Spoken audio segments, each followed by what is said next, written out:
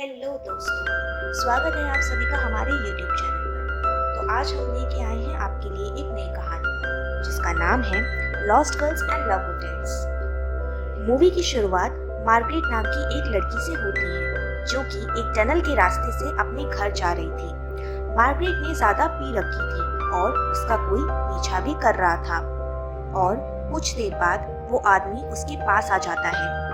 तभी मार्गरेट उस आदमी से कहती है कि मुझे होटल ले चलो और सीन यहाँ पे कट होता है और मूवी की कहानी यहाँ से सीधा फ्लैशबैक में चली जाती है। मार्गरेट जापान में एक फ्लाइट अटेंडेंट स्कूल में जॉब कर रही थी जहाँ वो जापानीज लड़कियों को इंग्लिश बोलना सिखाती है।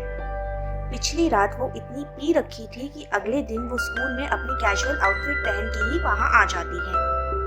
असल में वो पिछली रात क्लब गई थी और अपने घर जाने के बजाय वो सीधा स्कूल में ही आ गई थी। इसके बाद वो कपड़े चेंज करने के लिए वॉशरूम में चली जाती है। तभी उसकी बॉस उसके पास आकर पूछती है कि क्या वो ठीक है। इस पर मार्गरेट कहती है कि हाँ, मैं बिल्कुल ठीक हूँ।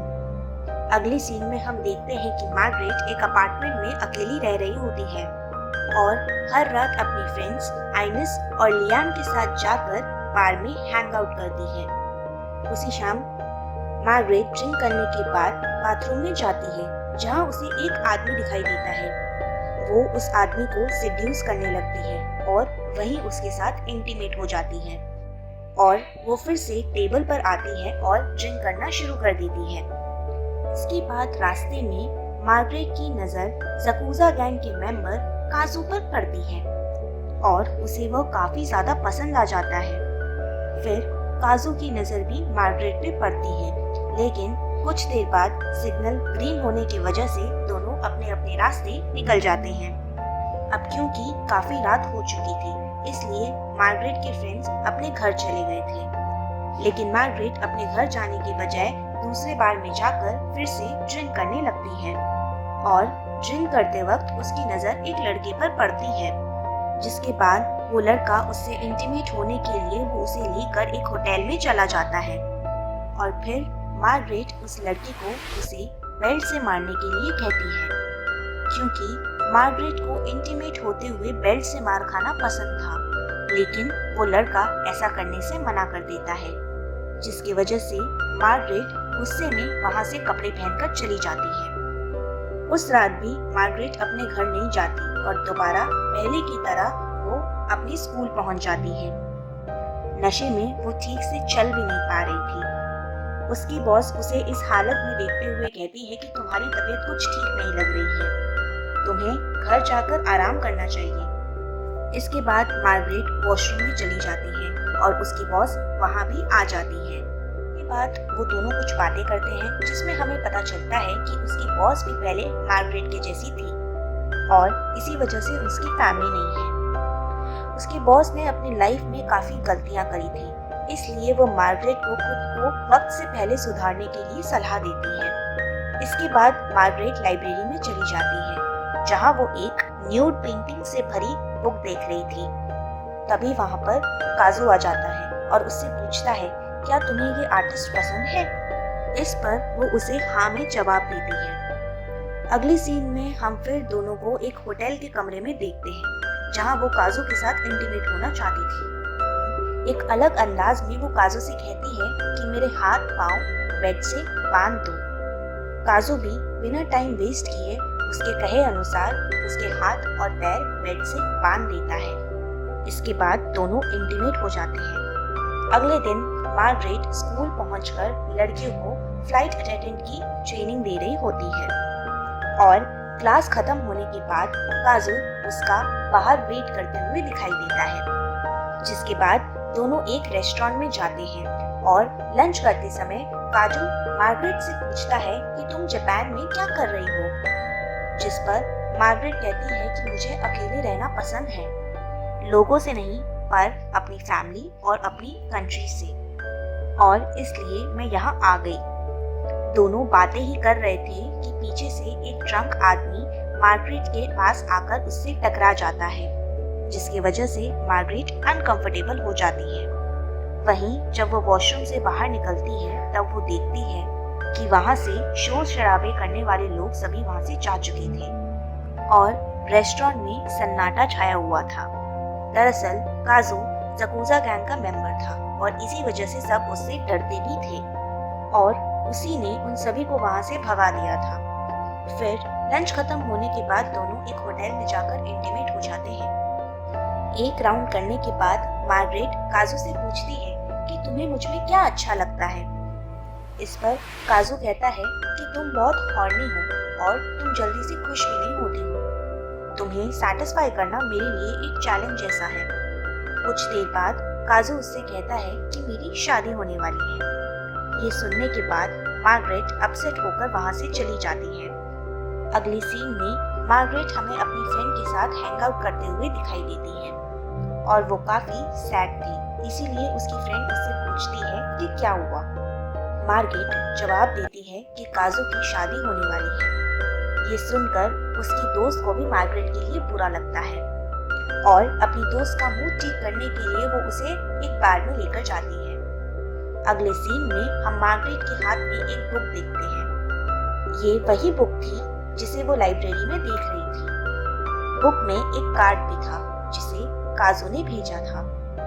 मार्गरेट फिर काजू के बताए हुए होटल में पहुंच जाती है जहां काजू उसका बेसब्री से इंतजार कर रहा होता है। फिर दोनों इंटीमेट हो जाते हैं और काजू का एक गैंगस्टर होना मार्गरेट को काफी इंटरेस्टिंग लगता है। वो उससे पूछती है कि क्या तुमने कभी किसी की उंगली काटकर उसको गिफ्ट दिया है। इस पर काजू कहता है कि हाँ, कभी कभी वो ऐसा करता है। तभी काजू मार्गरेट से उसकी फैमिली के बारे में पूछने लगता है, जिस पर मार्गरेट कहती है कि उसके पेरेंट्स की मौत हो चुकी है और सिर्फ उसका एक भाई है। साथ ही वो काजू से पूछती है कि क्या तुम अपनी वाइफ से प्यार करते हो। इस पर काजू कहता है कि लाइफ में कभी ना कभी हमें रिस्पॉन्सिबिलिटी लेनी पड़ती है। अब सारी जिंदगी अकेले तो रह नहीं सकते।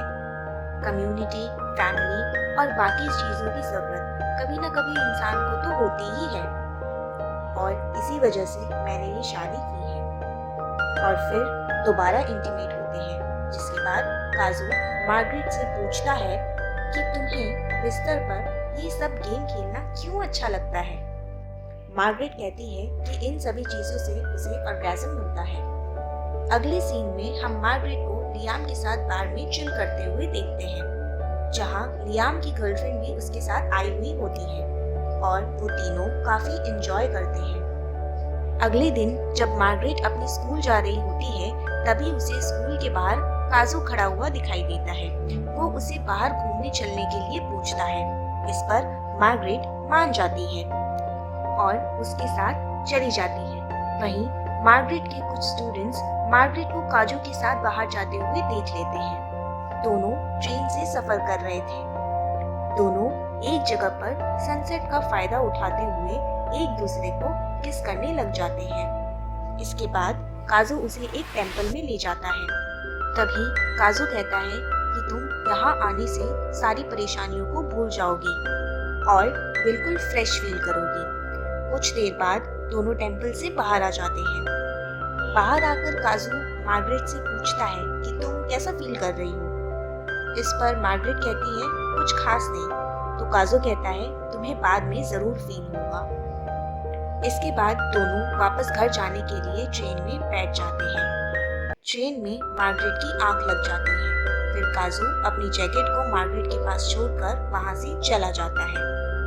अगले दिन मार्गरेट अपनी जॉब पे पहुंचती है, लेकिन कल उसने बिना बताए छुट्टी मार ली थी। इस वजह से उसे जॉब से निकाल दिया जाता है। मार्गरेट अपनी बॉस से काफी रिक्वेस्ट करती है, लेकिन उसकी बॉस उसकी एक भी बात नहीं सुनती। स्कूल से बाहर निकलकर मार्गरेट काफी देर तक रोने लगती है और कई दिनों से काजू ने भी उसे कॉल नहीं किया था। एक दिन मार्गरेट की फ्रेंड उससे मिलने आती है और वो मार्गरेट से कहती है कि वो वापस अमेरिका जा रही है। ये सुनकर मार्गरेट को बहुत बुरा लगता है, क्योंकि दोस्त के नाम पर उसके सिर्फ 2 ही दोस्त थे। इसके बाद मार्गरेट अपनी फ्रेंड के साथ आखिरी बार एक बार में जाती है और दोनों एक दूसरे से काफी सारी बातें करते हैं। अगले दिन सड़क पर मार्गरेट फिर से काजू को नोटिस करती है, जहाँ काजू अपनी पूरी फैमिली के साथ था और उसकी वाइफ भी वहाँ उसके साथ मौजूद थी। उसकी फैमिली का वहाँ से चले जाने के बाद वो काजू का पीछा करती है, लेकिन काजू एक बिल्डिंग में घुस जाता है।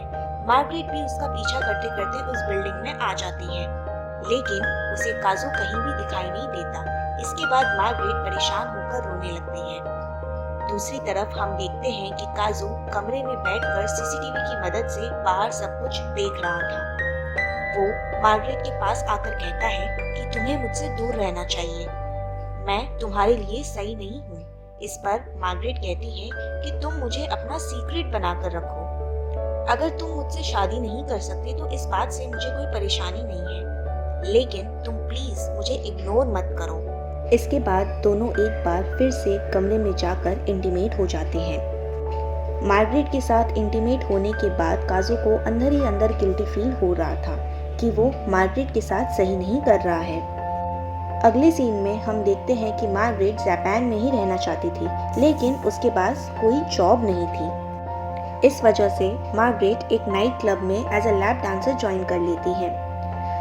फर्स्ट डे जॉब करने के बाद उसे कुछ अच्छा नहीं लग रहा होता है और इस वजह से वो ड्रिंक करके बाहर आकर खूब रोने लगती है।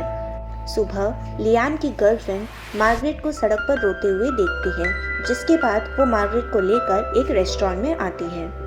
तब मार्गरेट उसे कहती है कि कभी कभी मुझे अकेला रहना पसंद है। उस रात को भी मार्गरेट ने बहुत ज़्यादा पी रखी थी और हमेशा की तरह आज भी वो नशे में थी।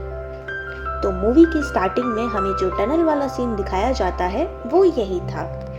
और हम प्रेजेंट में आते हैं, जहां वो अनजान आदमी मार्गरेट को एक होटल में लेकर जाता है और हमेशा की तरह मार्गरेट उस स्ट्रेंजर से इंटीमेट होने के लिए कहती है। बिना टाइम गवाए वो आदमी भी मार्गरेट को बेड के कोने से बांध देता है, जिसके बाद वो मार्गरेट से कहता है कि उसे इस टाइप के होटल्स बहुत पसंद है। जब वो छोटा था तब वो यहाँ एक लड़की को लेकर आया करता था। असल में वो आदमी एक साइको किलर था और उसने पहले भी कई लड़कियों को मारा था और बदकिस्मती से आज मार्गरेट का नंबर था। लेकिन जैसे ही वो आदमी मार्गरेट का काम तमाम करने ही वाला था कि वहाँ पर काजू आ जाता है और मार्गरेट को उससे बचा लेता है। मार्गरेट को अपनी आंखों पर विश्वास नहीं हो रहा था। वो काजू से पूछती है कि क्या तुम मेरा पीछा कर रहे थे। दरअसल काजू को भी मार्गरेट से प्यार था, इसीलिए वो उसको फॉलो कर रहा था। मार्गरेट को भी अब समझ आ चुका था कि इस तरह डेली ड्रिंक करने से वो अपनी खुद की लाइफ को बर्बाद कर रही है। इस वजह से वो डिसाइड करती है कि वो अपनी लाइफ को फिर से रीस्टार्ट करेगी। इस वजह से वो वापस अमेरिका जाने के लिए निकल जाती है। रास्ते में वो काजू को कॉल करती है और उससे कहती है कि तुम सही थे। बुद्धा टेम्पल में जाने के बाद मुझे एक नई जिंदगी का एहसास हुआ है। इसके बाद फ्लाइट में मार्गरेट अपने ही एक स्टूडेंट को देखती है जो अब फ्लाइट अटेंडेंट बन चुकी थी। अपनी स्टूडेंट को देखकर मार्गरेट को खुद के ऊपर बहुत ही प्राउड फील होता है, लेकिन अंदर ही अंदर वो अपनी लाइफ में पूरी तरह से हार चुकी थी। उसे काजू से प्यार हुआ था, मगर वो भी उसके नसीब में नहीं था और लाइफ को फिर से शुरू करने के इरादे से मार्गरेट अमेरिका की तरफ निकल जाती है और यहीं पर हमारी कहानी खत्म हो जाती है। इस वीडियो को लाइक और चैनल को सब्सक्राइब करना मत भूलिएगा। Thank you so much.